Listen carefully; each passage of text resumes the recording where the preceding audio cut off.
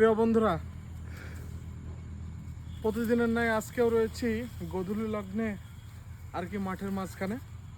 আর আমার হাতে যেটা দেখছেন এটা হচ্ছে মূলত গ্যামা।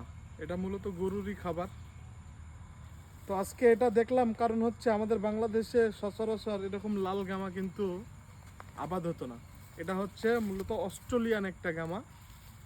এটা হচ্ছে যত মোটাই হোক না কেন প্রচণ্ড নরম এই গামাটি। আর এটা মূলত অস্ট্রেলিয়ান গামা।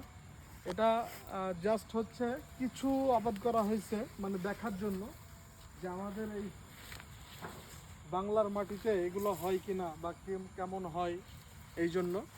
তো মূলত ভালোই হয়েছে, আশা করি নেক্সট টাইম আরও বেশি আবাদ হবে। এগুলো ফলন বেশি এবং খুবই নরম। তো অন্য অন্য জেলাতে যারা দেখে থাকেন আমাদের ভিডিওগুলো, যদি অন্যান্য কোনো জেলাতে এই ধরনের গামার চাষ হয়ে থাকে অবশ্যই আপনারা কমেন্টে জানাবেন। আজ এ পর্যন্তই, ভালো থাকবেন সবাই।